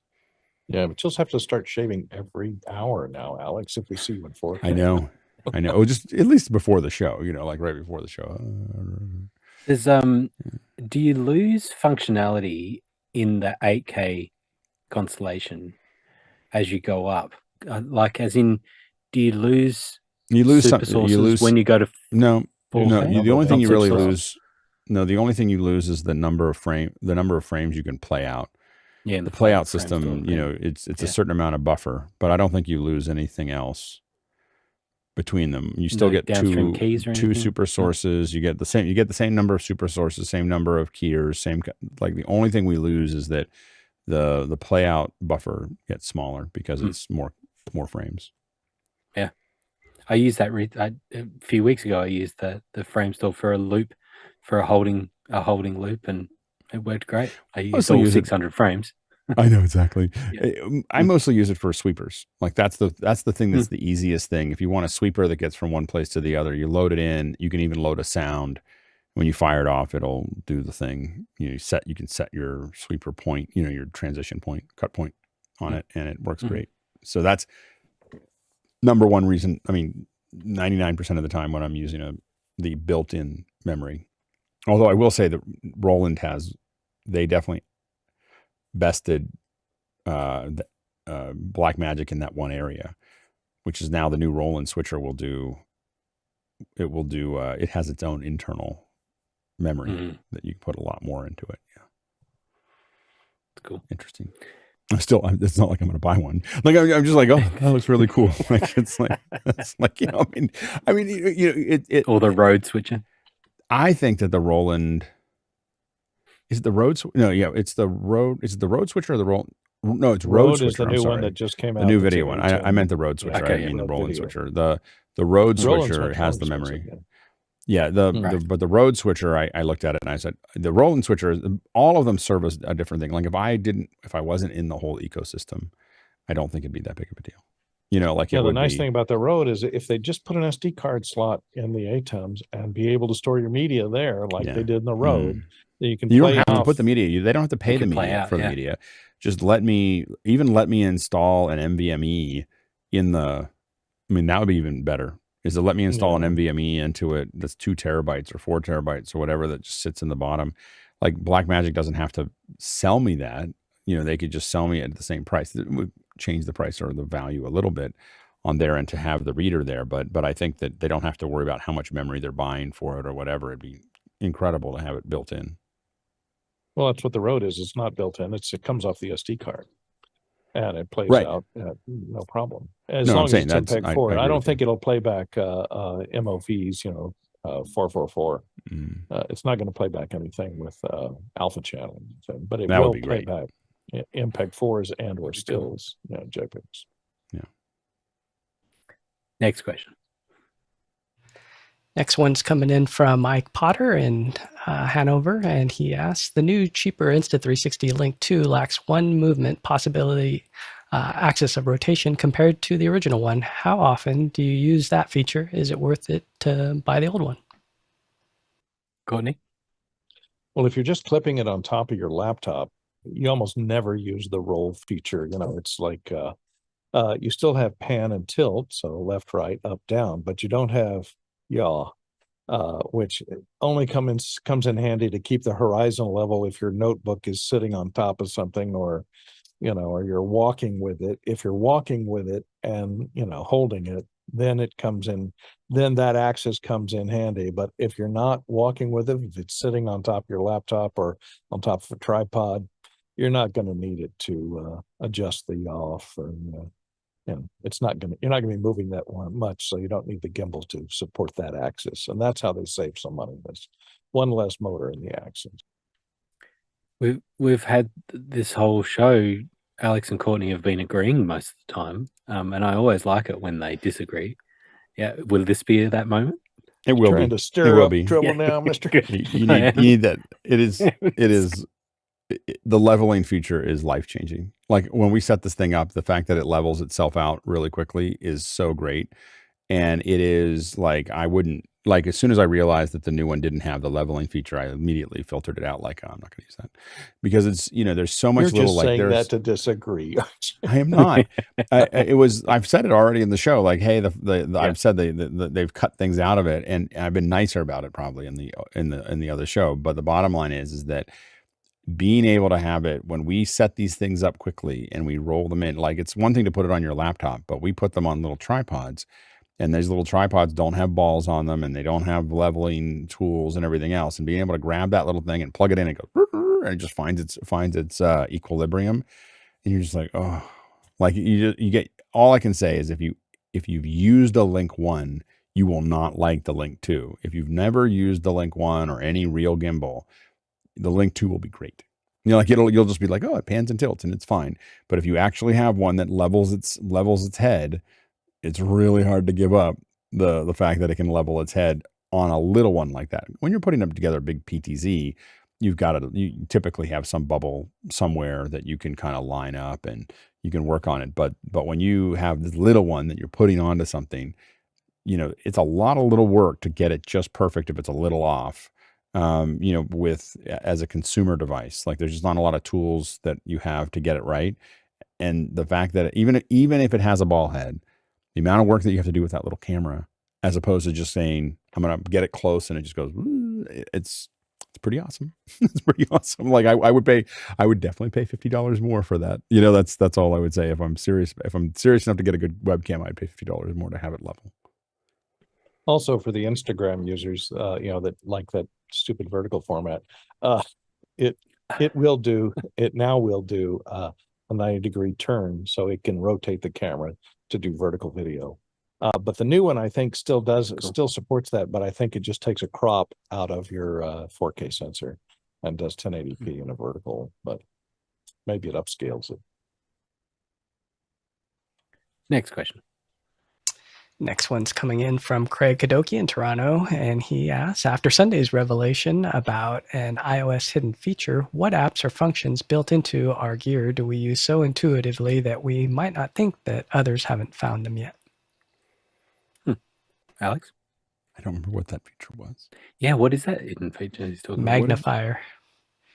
Oh, there's a magnifier app. Okay. We were talking about the fact that there's an app that's called Magnifier that is like the camera. They just made the camera app super simple, and you can just pick up your phone and it magnifies, and I've already used it 3 times since Sunday. I mean, like it was like, oh, I got to look at something, and especially for those of us whose arms are no longer long enough for our eyes, it's nice to have something that will just pull it right up, and you can look at it nice and close. Can you zap ants with it though?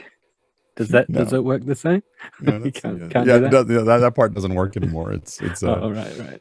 Yeah. So I don't know. It's funny. A lot of those things you get into, like either you discover that there's something there, or that there's, oftentimes there's things that are sitting in if you ever watch any of those BuzzFeed things, or you look at a list or something, it'll show you funky things that are on a device that are designed to help you do something.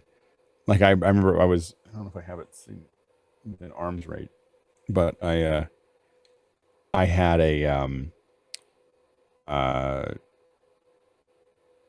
I'm distracted because someone turned a fan on in my house. That's what you can probably hear. I'll go sort that out in a second. But I have a pipe cutter, and it had this little triangle thing coming out of the other end, and I just had when you buy it, I'd never used a pipe cutter before. I didn't know what it was. It's a deburrer, like you use it to deburr the inside. It's super effective, but you don't think, it was like this, because it flicked in, it like cut it, so it was like, I couldn't figure out what it was until, YouTube video later, you realize what it'll do. But there's so many little things like that'll pop open or do something. Someone thought about it. They put it in there. I mean, there was probably a patent about, how to do something. And I'm always amazed at how many little things are hidden in our products. Like, your can opener is not meant to open it at the top. It's meant to open it from the side. Did you ever see that? but it's still weird. It's way better though if you do it from the side. Like I don't know if it's electronics, but the can opener, if you take the can opener and instead of cutting it on the inside, it's all sharp and ugly, turn it the other way and you go around it and you pop the top off and then there's no sharp ugly. It's just open. We're like, all right, so how many people are not using ring pull openers now? Like, as in that'd be the poll. It'd be like hey, in the US we still have a lot of can openers. Like we still have a lot of cans that need to be opened. I don't know what you're buying, but I still need.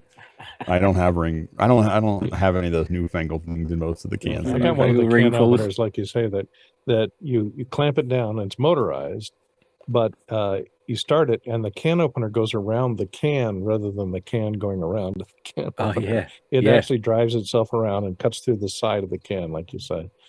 But then the can is very sharp. You could use it to cut holes. Oh, interesting. Yeah, the ones that I've opened have not been that way, but yeah, there you go. I don't know. I think off the top of my head, I couldn't think of anything else that was hidden that I used.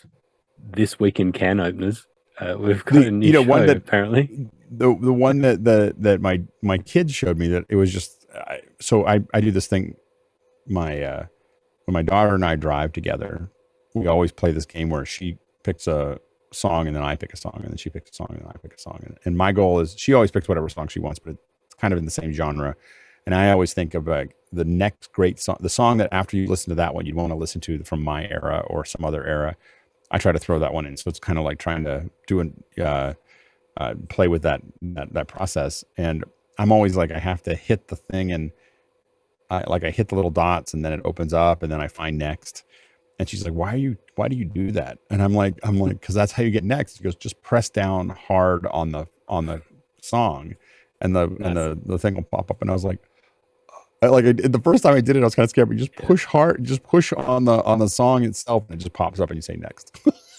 Like I want one next. So that was another one of those things in the iOS that was. I know it seems like a simple thing, but I do it so often that this is the song I want next. It was the thing. Oh, and then the other one is do you guys make? I know we're just in this iOS thing, but do you make your own stickers? Do you know that if you're in photos and you just push hard on somebody, it'll turn them into a sticker? And then did you know that you can grab multiple ones and drag them onto people's texts on top of each other? Yeah, especially good if you capture an image that says yes, and then someone says no, and then you put yes on top of it. And then they'll say no, and you say yes, no, yes, yes. How to use stickers. How old are you? Yeah, exactly. It's good to you'll get a laugh out of it. Most people, and some people will be very upset and never talk to you again. Well, to John's point in the chat was talking about clipboard history on Windows, and a couple of years ago, on a meeting with Blue, and he's sharing his screen, and next minute he's copied something and he copied something again. And then he pasted, and then he went up to this thing and then pasted again a totally different thing and pasted something else. And I'm like, what sorcery is going on here that he's able to pull out a paste from history? Yeah, that's right. And so I felt like the same thing as Alex just talking about with pressing the button. I felt like I was a child that had not known how the computer works. Because I was just like, firstly, I didn't know that was possible. Secondly, it's like I didn't know how you do it, but I didn't know that it was even a thing that people do. And now I use it every day. It was like, and it's not built into Mac, but there's an app that I use called iClip, and it does the same thing. You just roll up to the top of the screen or the side of the screen, and it shows you all the clipboard history. And where it works in an incredible way is in Final Cut. Guy, you'll like this if you've been doing all that editing in Final Cut. What's really cool is that you can copy something and that goes in basically in just metadata into the clipboard history, and the history works. And so, for example, when I've just been editing a heap of conference videos, and I have like a top and tail, kind of intro outro thing. And so I have the intro copied and the outro copied sitting in the clipboard history. And then I just go paste, paste, paste, paste, paste and the two different ones, I paste them all, and it works perfectly every time because it's just metadata, right? Like it's just I didn't have to go and copy again and then paste. It's all just sitting in there. But yeah, clipboard history is a game changer. That's definitely. So how do you access that?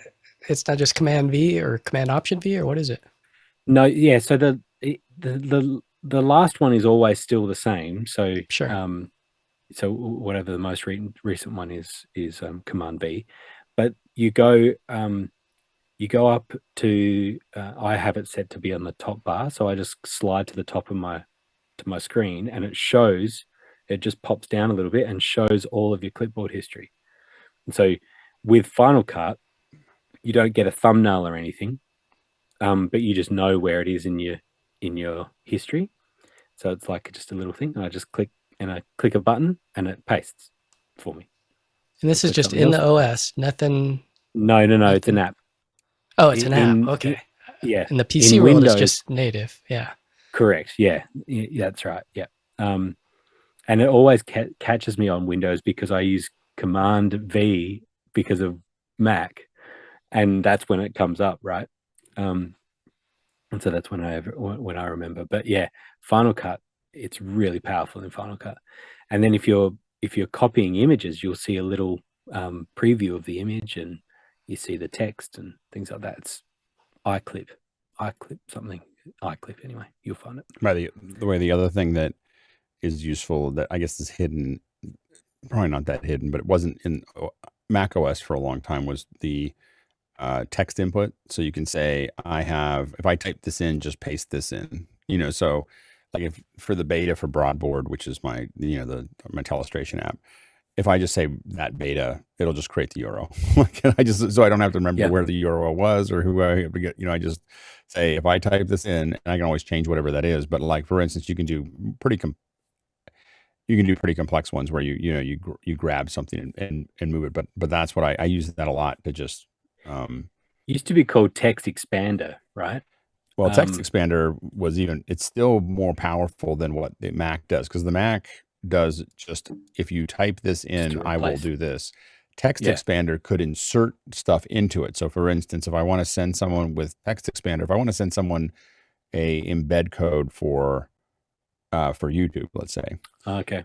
There's a weird thing about embed codes with YouTube. You have to go to the page, and then you have to go into share. You can't do share from the live interface.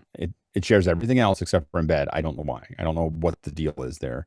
But you have to go to the front page, probably two different teams, and one team doesn't like embeds or something. But you go to the front page, you have to go to the page of the event, and then you have to go into embed, and then you have to copy it. If you just know what the string is at the end, you can just grab the string, and then what Text Expander will let you do is you grab this and hit copy, and then you type it into someone you're going to send it to, and it does all the embed code, and it just replaces that one string inside. That's cool. It clips something from the clipboard into a string that you gave it, because you'll say, and you can say, do stuff like put the date in there, or put whatever. You can have a bunch of strings that are controlled, that are dynamic inside of the paste that you're doing, or inside of what it's replacing your text with. Yeah, that's cool. So it's still useful. It's still, Apple didn't completely Sherlock them. All right, next question. Next one's coming in from Douglas Carmichael, and Douglas asks, Behringer released the Wing Compact and Wing Rack. Do you think we'll see Alan and Heath catch up with an SQ rack? And he's got a link to the Behringer.com website with the Wing. Alex? Did we see the price for the Wing Rack? It's $15.99 for the Wing Rack, and it's got 48 inputs, and it's got a better pre's. It's got the Midas pre's in it. So, but it doesn't come with Dante. You need to add a card to get, but it'll do 64 channels of Dante with the card. Yeah. It looks pretty nice. Yeah, it looks impressive. Touch screen? Is that a touch screen on the front of it, or is it in the Wing Rack, this big screen here? I think it's a touch screen. It sure does look like it. It looks like it's designed to be a touch screen. Looks big enough to be. Yeah. Yeah. It looks like, the way that the interface is designed, it sure does look like. And then it looks like it's one more U than the old one. Looks like a 4U. I mean, yeah, a little higher. Yeah. It does look like a 4U. 4U, yeah. Instead of a 3U. Well, yeah, because I think there's more I/O on the back, right? Yeah, I think Go to that Next 48. next image. Yeah.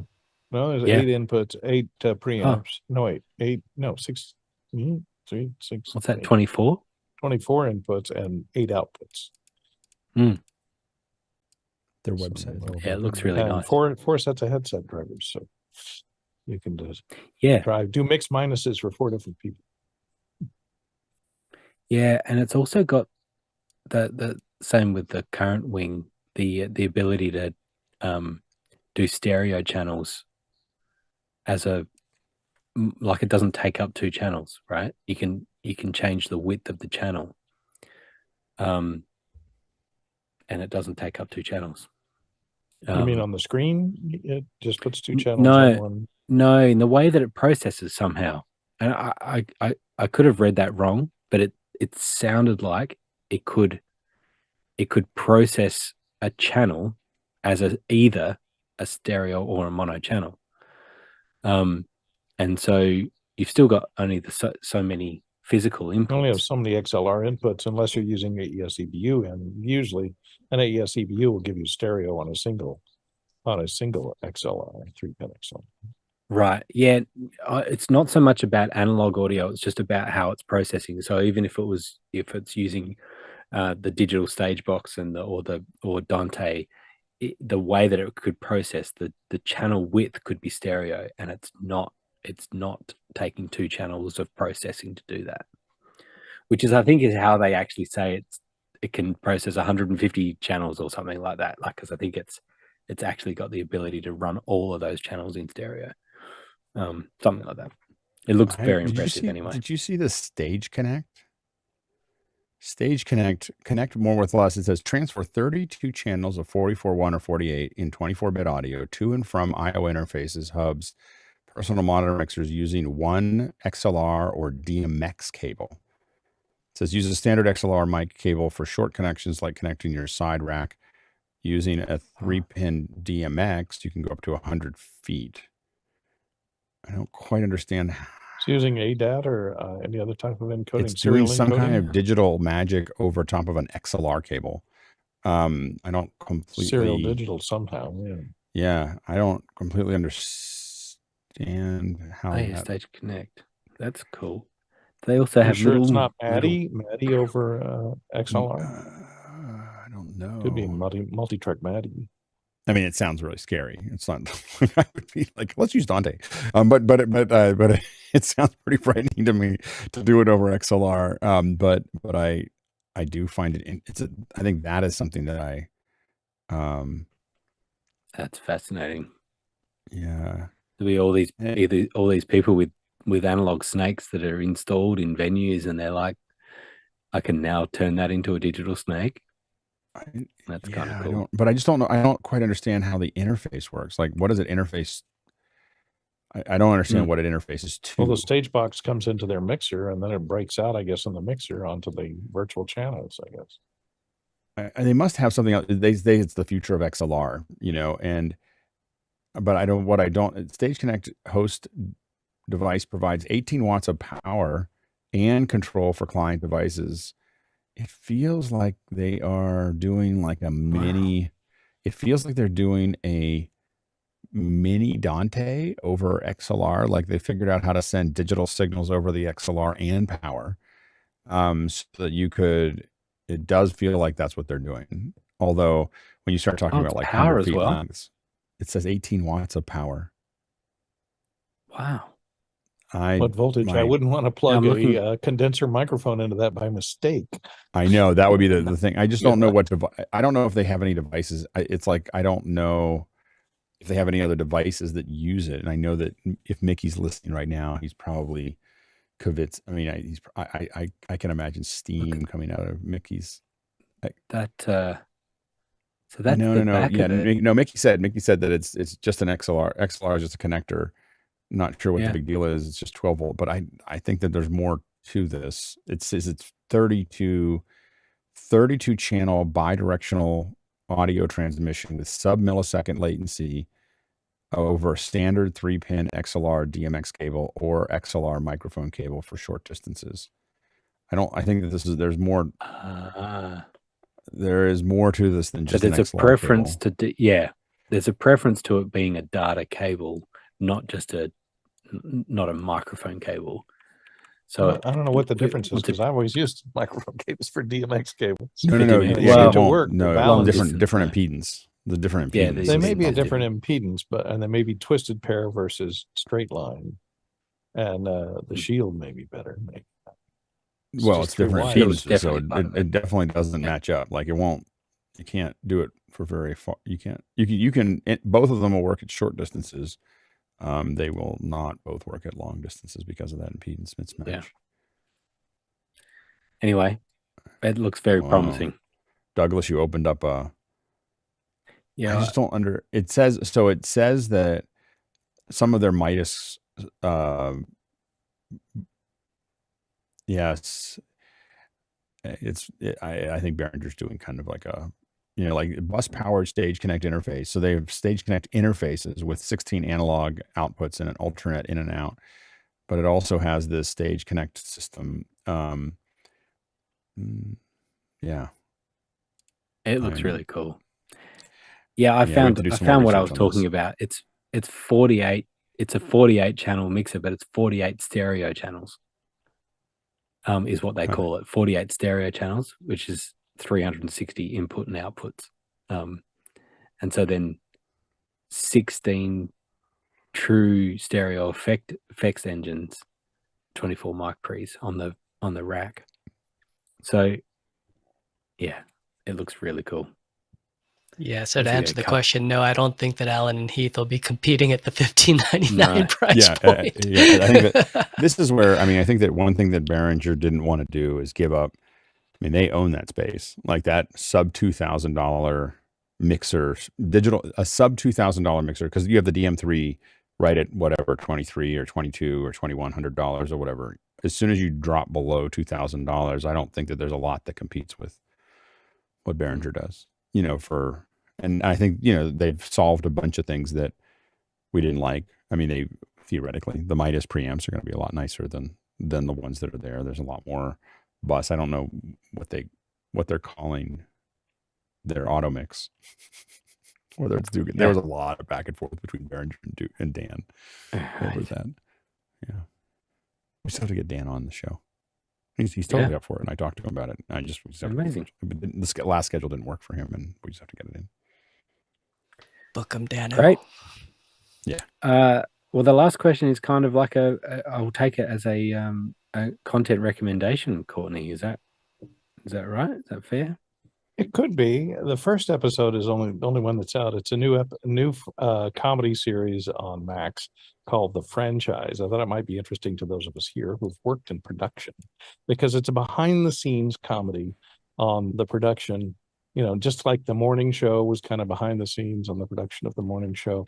This is behind the scenes of a Marvel-like superhero movie. So it's got all the visual effects, people, and all the. I feel like this is the show we've always wanted to do.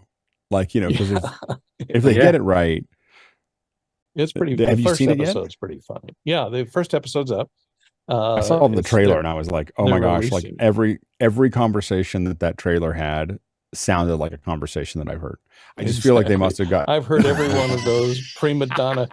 Can't possibly do that. Well, the network called and they said the dailies are too dark. We got to add more light, and that's what that's what the pilot is about. Adding more light, and it burns the eyes of the actors. So in the trailer, it says he goes, we're gonna get this stunt shot done if it kills me and every person on the crew. And this guy walks up and goes, I'm here with health and safety. And he goes, hello, health and safety. Let's go back to the stage carefully. But it was just there's so many times when someone says something and someone walks up who's like accountable for not allowing you to do that. And it also deals with the plethora of producers that there are on all of these shows, and you never know who's that guy on this. I think he's a producer, and every producer has to put in their 2 cents to make a change. Otherwise, they're pulling the plug. They're not doing their job. They have to feel pulling the plug. Yeah. No, it looks very funny, and there's a lot of references to visual effects and get me previs. Okay.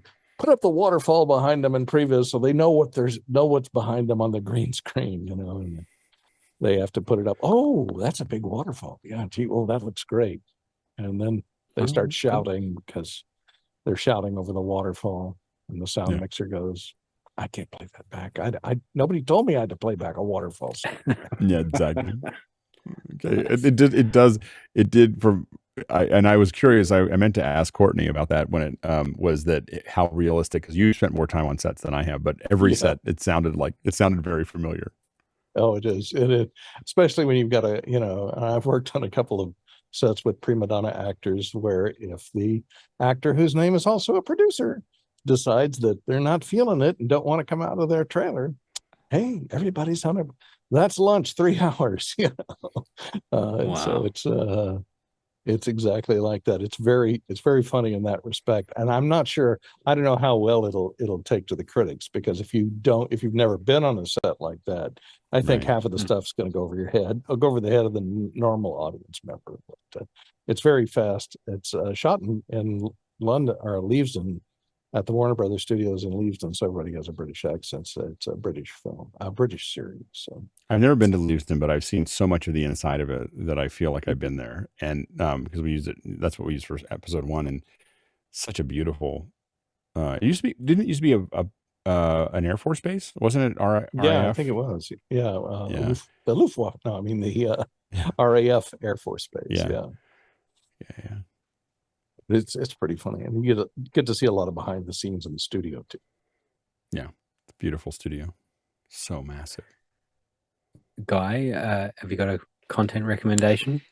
Yeah, I'll do the Bird Dog NDI PTZ Connect app. It's in beta preview, but it's so far pretty cool. You could choose sources, but the nice thing is that you could have presets, so little buttons where you could have somebody else hitting these presets. So if you want a wide shot, once you got everything programmed in there, you just have somebody with an iPad or an iPhone or an Android device, and they're just tap, tap, tap, tap, tap. So I'm excited to do something with NDI Bridge, to where you can bridge from a remote location into somebody that just has an iPad or a phone, and they're just on comms, and you're just telling them, hey, give me the drummer. All right, boom. They push a preset, they got the drummer. So as we talk about things being remote, it's just opens up another realm of possibilities if we can get control very cheap, super cheap, to where it's just an inexpensive NDI bridge and then a iOS or Android tablet, and that's in comms, and you're off to the races. You don't need to. It's like press 3 for the drummer. 3. All right, what's next? And they could be in Rwanda. I mean, it doesn't matter where they are in the world, but, and to me, it's just a secondary shot. So even if there's a delay, it's just like, I'm taking it to preview anyway. So it's like, just give me this shot, this shot, this shot. So there's a lot of possibilities there. So what's it called? It's called NDI PTZ Control. Nice. So what for your you information, Guy, does it cost anything? It's free right now. Oh, yeah. They just released it on Sunday as free. It was paid, and now it's free. Oh, I just saw something. And it works with other manufacturers too. It's not just Bird Dog. So it says $19.99. Oh, no way! Right now. Well, hang on. It says that on the site, but not on the App Store. Try on the App Store. Yeah, go to the App Store. But not on the App Store. So yeah, it's free on the App Store. For your information, Guy, I've got 3. I've now got 3 Bird Dog X1s. So they're the new little, well, they're newish 1080. I just got the 1080p version because I wanted the 20 times optical zoom, and we love it.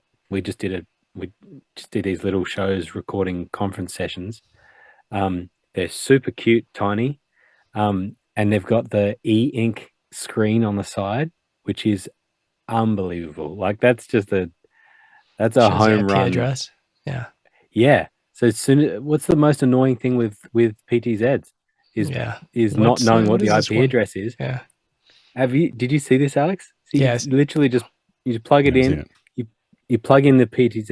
It's this little tiny like hand size, and it's got e-ink screen on it that shows you the IP address. Just the data and the IP address.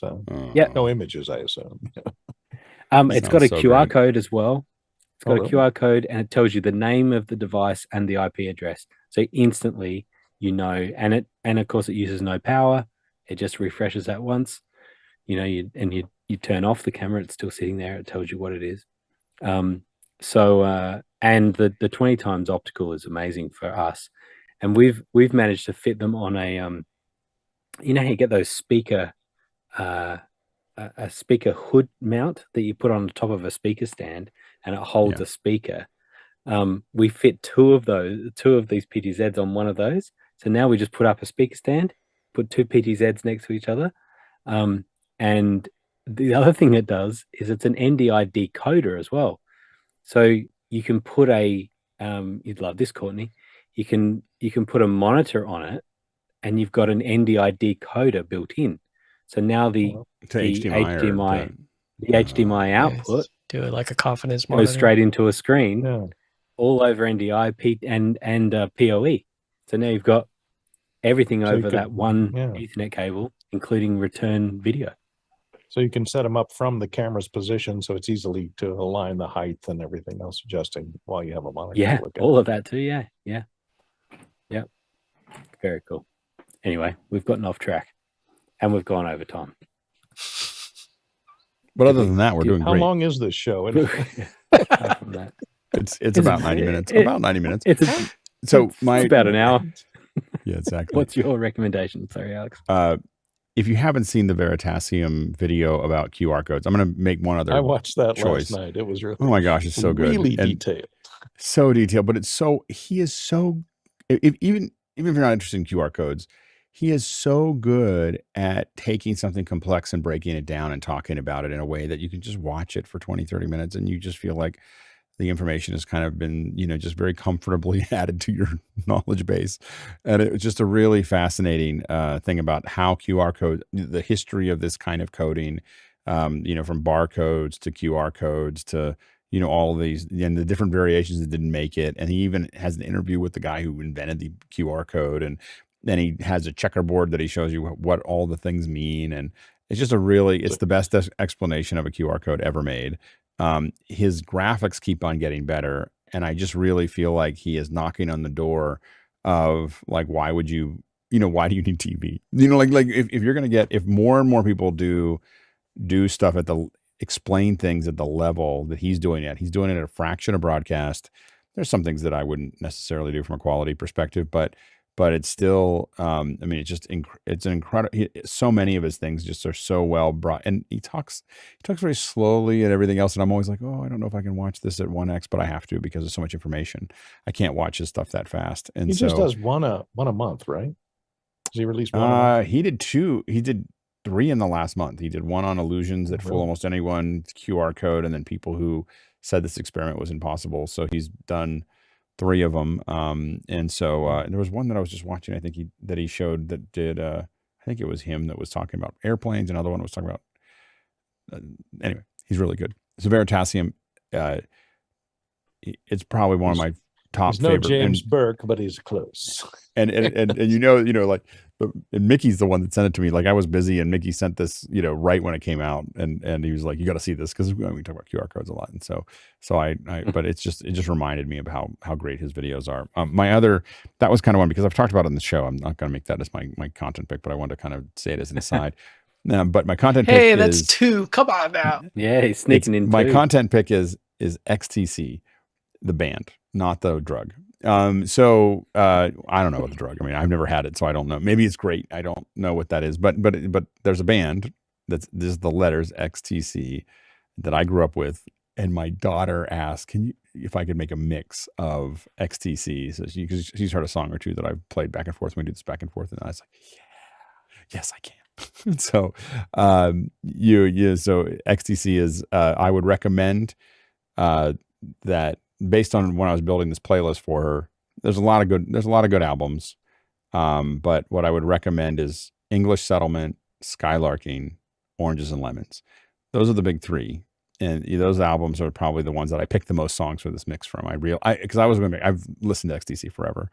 And one of my stretch goals is someday as I do all these virtual concerts is that I get to go to where they live in the middle of England and do a show from their house, because they don't tour, because the lead singer has a problem with touring. What type of band is it? Is it grunge rock? Is it alternative? No, it's alternative. It's complex.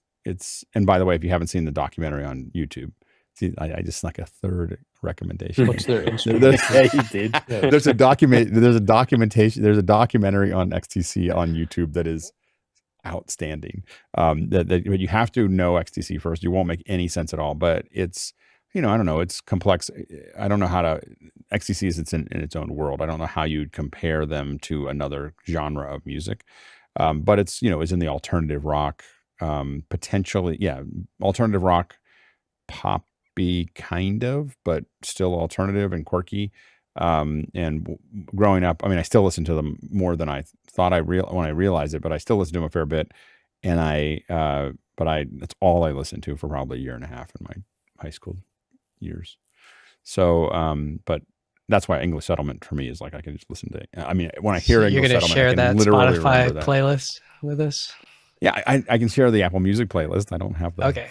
I don't have cool. Spotify anymore, but I kind of just. But you're going to go for 4 and slips up the one more in there. Come on, 4. You can get 4 content picks. Exactly. Anyway, there you go. Very good. A nice one. That must have been on high rotation on your radio station. Yes, I was making the playlist for my daughter, and I was thinking about how great this band is, and just how much of my childhood was spent listening to the XTC or my high school years. They do say that sort of those late teenage years, the music that you listen to then you'll listen to for the rest of your life. As in, it's locked in. Well, it's your I don't know if music. It's the same. I don't know if it's the same today as it was then. Back then, we had so little music to work with. That's true. That I think that we listened to the same album. Like I remember I listened to Nothing Like the Sun by Sting on one side, and Depeche Mode's I can't think of the album right now, but that in 1986 or 87 or that came out, those were two sides of a cassette that I had, and I listened to that while I was developing film. I was the yearbook photo person, and I can still, if I listen to either one of those albums, I can still smell Dectol, like that's the developer. It's got this chocolatey smell to it, and I can still smell that Dectol if I listen to those two albums, because it's just so ingrained into my. You don't eat the cassettes, right? Is that? No, I don't eat the cassettes. Yeah, exactly. But the thing is, I think that nowadays it is, you listen to so much music, and one of the many benefits of having kids is that kids introduce me to all this music all the time, and I'm listening to more new music now that my kids are turned 15 and 16 years old. I listen to more new music now than I have in 30 years. Because of just I think I'm gonna go see. If I can still get tickets, I'm gonna go see Haley Hendricks tomorrow in Sacramento, and there's and she's just like this incredible singer, but I didn't, I would have never, without my daughter, another recommendation, never known who she was. No, yeah, exactly. See, I got another one. You're just sneaking it in, in conversation. Yeah, exactly. So anyway, well, that band was disbanded before your kids were born, wasn't it? That 2006, I think. When they were. Yeah, it's well, they still get together a little bit, but it's amazing. Again, like my kids, because they grew up with us playing music all the time and me trying to get them in, like making the mixes and and this back and forth is the key. This back and forth when we drive, everybody picks a song. My kids have incredibly deep, because then they just listen to that song. They play that song back, and then they let the recommendation engine run. Yeah, that's what my daughter does. Which She'll is play amazing. back something, and that's what I do. If I want to build a playlist of new songs, I play one song that I like. And then I just go through the recommendation engine going, yes, yes, no, no, yes, yes, no, no, yes, yes, no, no. And I end up with a whole bunch of new songs that I haven't heard, or old songs that I haven't listened to for a long time, kind of intermingled all. And the recommendation engines are just amazing now on either one. Yeah. People say Spotify's is better, but I don't really know. Well, I'm not going to give a recommendation because Alex gave 6, so I haven't got time for that. Thank you to the panelists. Thank you to Taylor and Roger and Robert and Peter. and Roger. Had another person in there. Roger. Thank you to the team that are playing around with Vector and making it all work. It's one of the key reasons we're doing this is to keep playing around and see what happens. And it's great, and we appreciate the work that they're doing. And thank you to everyone that was watching. The majority of you were actually looking at us, so hopefully we smiled enough for you. And we will be back again next week at the same time at 6 p.m. Pacific, which daylight saving has changed for me. So it's over my lunchtime now. It's an hour later. But that's just what happens. It's going to be 2 hours soon because you'll change soon too. So is that Outback savings time that's down there? Yeah. That's right. Yeah, exactly. Yeah, it is. So join us tomorrow morning, 7 a.m. Pacific. There's a couple of questions that got pushed back, so you could post them for tomorrow morning, and you could get your answers then. Thanks, everyone. Bye-bye.